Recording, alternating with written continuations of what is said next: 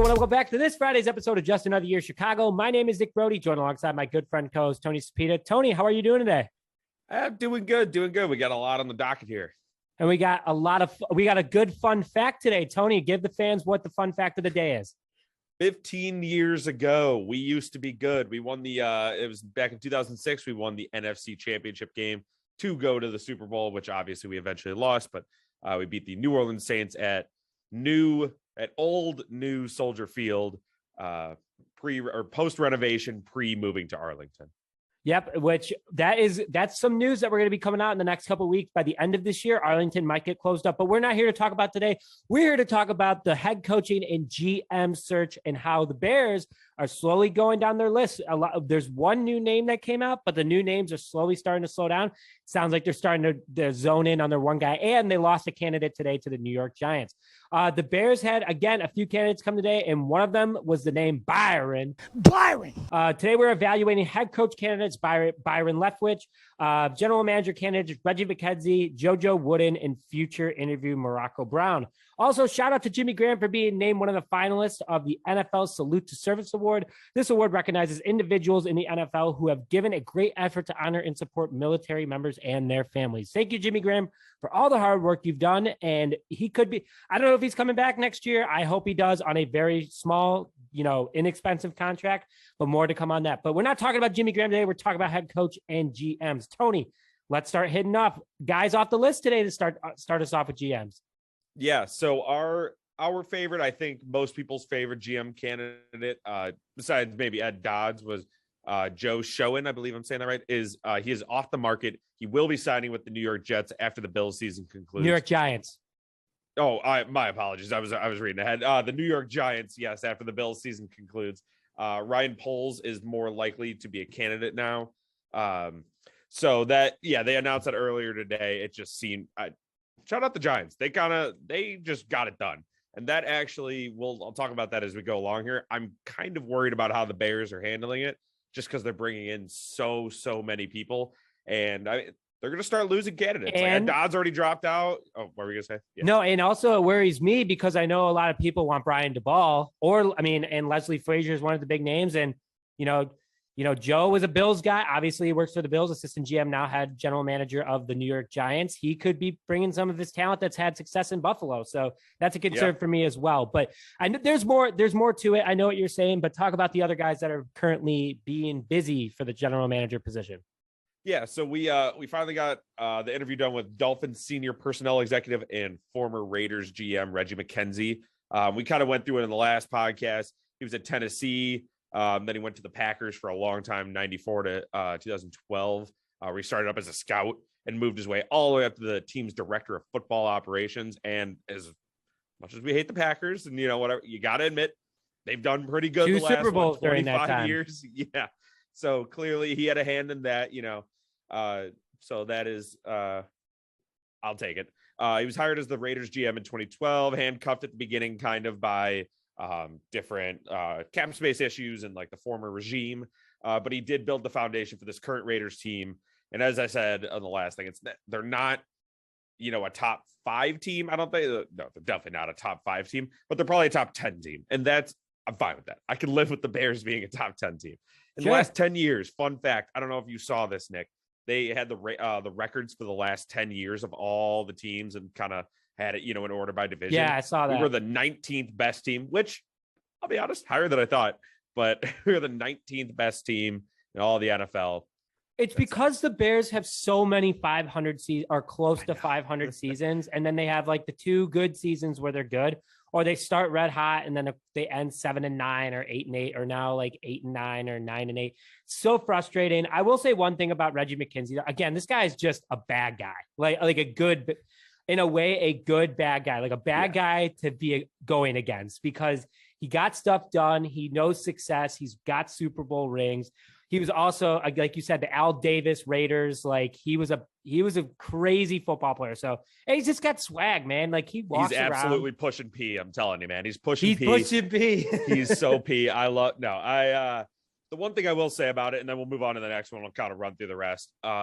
This one scares me a little because, and I know we'll talk about this later too, is there's 2 GM candidates connected to Jim Caldwell. Closely, it's Ravens Joe Hortez, and this guy. So I don't want Jim Caldwell. We'll talk about that more as we go along, but that's the one thing that combination scares me. I don't think that's a good combination. Them individually, we can figure it out, but I think that's a bad. We'll talk about it as we go. No, we'll hit on it in a little bit. So the Bears are also going to be interviewing Morocco Brown allegedly Monday, according to Ian Rappaport, but I know they keep changing this interview. So we'll say Monday for now. That's what we know. Which isn't a good look for the Bears if it's from their end. Like, yeah. I hope the Bears aren't the ones switching these interviews around. The only thing I could think of is it's like, okay, let's just get all these interviews done. Let's just push who we want to the end. Maybe. I don't know. It's the only thing I could think of. Hopefully that's the case. So scouting intern with the Colts in 2000, Bears assistant director of player personnel from 2001 to 2007. Pretty good seasons, I'd argue. When the Bears, they had their best two teams of the decade of the last, since 1985, I'd argue. They went to the, then he went to the of that decade. Don't forget 2018 or 2010. In the report. I know what you're saying. Do you think that those teams were better than 2018? I don't know, man. That 2006 team was pretty dang good. There's no doubt that was the best team of the 2000s so far. But 2018, I think, is number 2. But sorry, Tony, go on. Yeah, I agree. So, let's see if he can build a 2022 team that's just as good now. I'm okay with that. So he went to the Redskins in 2008 as director of player personnel, helped with the drafting of RG3, which obviously didn't work out because of injury and stuff. But I would almost blame their field, the Washington football team's field, more than anything, which is funny because ours is like it's us and them. Either way. Went to the Colts in 2016. He has been there ever since. It works with Ed Dodds. I actually just looked up. We were looking up how to make sure we got his name right and everything. And, the first 5 things are videos of Ed Dodds being like, I love this man. So that's high praise. Interview with the Falcons last year, did not get it. Probably for the best. The Falcons kind of stink. I'm sure he'd be, by no fault of his own, be fired within 3 years. But yeah, so that interview is coming Monday. That's a guy, I think he's probably my number 1 right now, with everyone that's left. Yeah, I don't know. We'll see.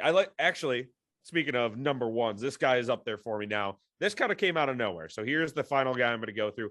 JoJo Wooden. He's really an under the radar candidate. He kind of came out of nowhere. So the Bears, obviously a lot of these teams are announcing who they're interviewing. The names, everyone's interviewing kind of the same people. They announced this one after the fact. We said, oh, we just interviewed JoJo Wooden. Everyone was like, whoa, okay. So they didn't announce this one beforehand. He is the director of player personnel for the Chargers. He's been with them since 2013. He did have 16 years with the Jets prior to the Chargers. He's very well respected around the league. And to prove that, here's one quote from Telesco. So he said, JoJo Wooden is going to interview for the Bears job. I think he's a great candidate for that job. He's really smart. He came up the right way, and he learned from the right people when he was with the Jets, which, although I don't respect the Jets personally, the years he was with the Jets were good.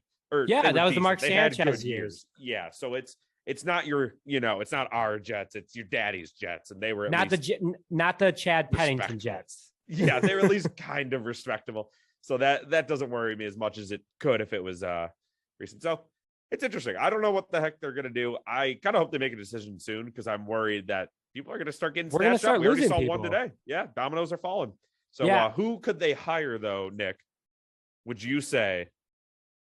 I want to say one thing before we get into the coaches is that JoJo Wooden just seems like he's a younger guy, and that's what I like that the Bears are kind of doing. Like Reggie McKenzie is the oldest GM out of everybody. Yeah. And that kind of worries me too in him, even though I was just talking highly about him. I don't want old school football. I want new school with old school.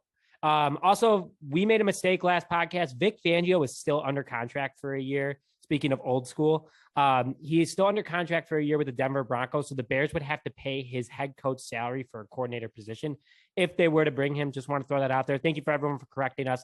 But I would still pay Vic. But anyway, I want a GM to come in with a new school personality, but also worked in the old school days, if that makes sense. So like 45 to 55, you get it. You're not you can still teach a dog some new tricks. You know what I'm saying? So JoJo Wooden is definitely emerging as my number 1 right now too. But the people that the Bears, there are favorites that are coming out now, according to Dan Grazzino from ESPN. former Colts and Lions head coach Jim Caldwell, who led the Colts to a Super Bowl and lost, is the front runner for the Chicago Bears right now. Then it's followed by Leslie Frazier, Bills defensive coordinator. And this one hurts the most that this is a favorite, and it doesn't shock me with the McCaskies. Former Eagles head coach Doug Peterson. All are front runners for the head coach position. I think that the Bears are going to hire a GM first, and that GM's going to walk in and go, nah, no, we're gonna settle the waters here. Tony, out of those three that are supposedly the favorites, before we go into people that have interviewed, who would you take and why as your number 1, 2, and 3? Honestly, if I could choose this, I'd choose none of them. Doug is a glorified Nagy. I'll rank him in a second here. Doug is a glorified Nagy. He's fine, but he's not going to take us over. But we don't need fine. We need exactly elite. It's not a true step up. I don't see it as that. Jim Caldwell is 67 years old, I believe. I think I read that right. He looks like he is 100 years old. Absolutely not the type of coach that the Bears need right now. I respect him. I know he is respected coach. He's a good head coach. He knows how to own a locker room. Like he knows he knows leaders and he knows how to run a locker room. But this team, that's not what this team, especially with a young quarterback like that. I was hoping we'd go a lot more innovative, younger guy, which we'll talk about very soon. But I guess by process of elimination, I put Leslie Frazier at the top, and then I'd probably put Jim Caldwell second, just because I really don't want Doug Peterson. They don't feel like the right guys for what we're trying to build with Justin Fields, with just kind of what we're trying to build. We are trying to be a team that actually has a good offense that has, trying to get away from just the run the ball monsters of the midway defense, which we could still have, but we want to I don't know. That's my personal opinion. Here's what I like what Jim Caldwell's doing. He rejected an interview with the Vikings. He rejected an interview with the Raiders, but he kept the opportunity open for the Jaguars and Bears. So he knows where he sees potential. And obviously he's led teams to success. Those years in Detroit, he had Megatron and he had Matthew Stafford, but he had no defenses. And he's a defensive guy. And like he didn't get along with his GM, according to some things that I read online. And but he did really well with the Colts. So that's why I like Jim Caldwell. And also I found out that there was a few rumors going around today. Bears Capital posted about it on Instagram, but he's been assembling his committee already. Offensive coordinators, defensive coordinators. He's already been reaching out to people, hasn't said anything. Like none of that's been leaked.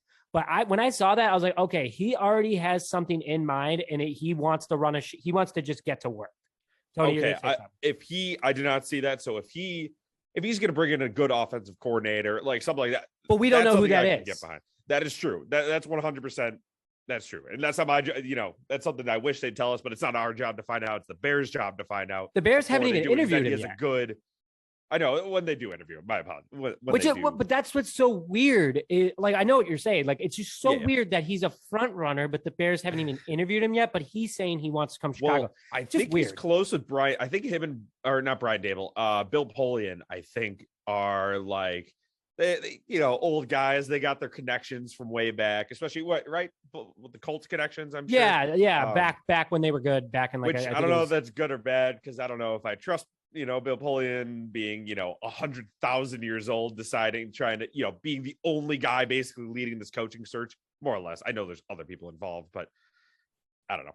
So we can keep going. Whatever you want. I mean, it's something that we're going to look out to. So we're going to monitor. We'll be posting about this next week, maybe over the weekend, depending if something comes up. But two people that one will be interviewing, one interviewed this week. Number one was Byron Leftwich, offensive coordinator for the Tampa Bay Buccaneers. We've talked about him plenty of times. A lot of people want him to be the Bears head coach.